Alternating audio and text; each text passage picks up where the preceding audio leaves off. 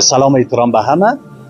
امروز ما میخوایم براتان کسی که قلب مهربان داره، قلب بزرگ داره، براتان تثبیت کنیم و ما در این دخلک یک مبلغ پول گذاشتیم. هر کس که با ما سهم گرفت در کمک با فقرا و مساکین، هر آنچه در دخلک است برشان تسلیم میکنیم. تشکر. مرتضی. کمک به فقیران، کمک به یتیمان، کمک به فقیران،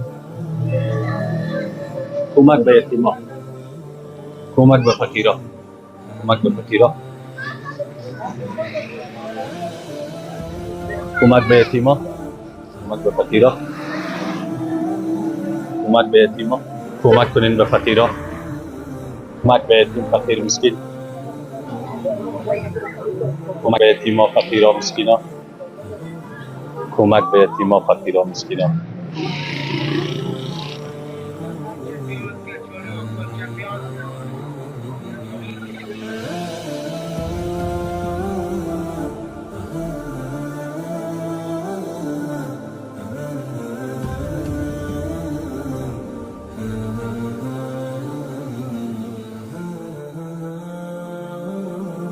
سلام علیکم. چی حاله؟ صحت خوب است جان جور، بخیر هستی؟ آرام هستی؟ کراچی از خودت هستی؟ امروز چیز کار کردی؟ شاکره دینار گرفته بودی اصلا برکت داشتیم. چی داری؟ چوکی؟ ما خو میخوایم که امروز برای فقیرا و غریبا کمک کنیم، برای یتیما کمک کنیم. خودت سهم میگیری دیگه کمک همراه ما یا نمیگیری؟ چقدر خواهی؟ برای فقیر و غریب و مسکین کمک میکنیم. این پول را که شما میپردازین، این پول را که هموطنای ما میندازه، این میره باز ما برای یتیم و فقیر میرسه.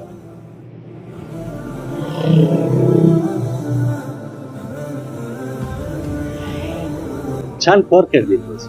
هیچ کار نکردی؟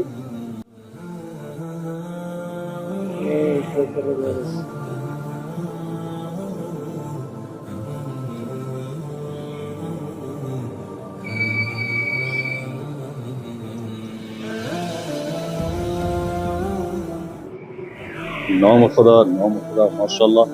قربان قلب مهربانت، اینقدر قلب مهربان داشتی.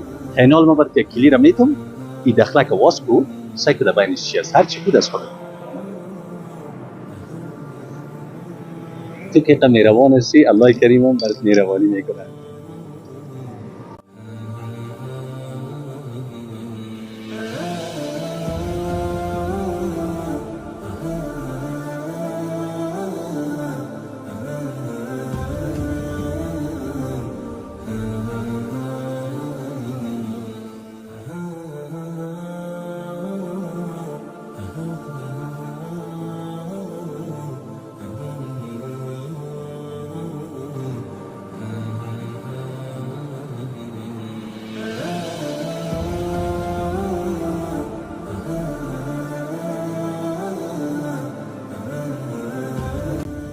اینمی قسمت خودت بوده و الله کریم قلب مهربانت دید. ما هم بالاتر از 100 نفر هم باش بودیم ولی هیچ کس پیدا نشد که مثل تو قلب مهربان داشته باشه.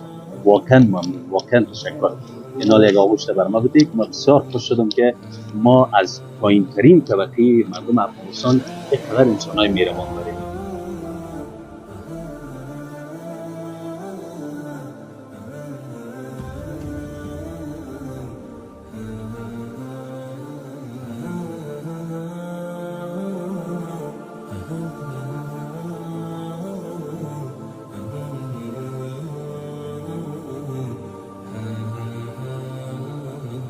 چیزی گفتنی نداری؟ تشکر. برای کسایی که باید کمک کنه برای فقیر و مسکین. گفتنی مثل فقیر و مسکین هر کس باشه کمک کنه، موفق باشه و خوشبخت باشه و همیشه دیگه لباس لباس لبخند باشه، موفق باشه. قربانت.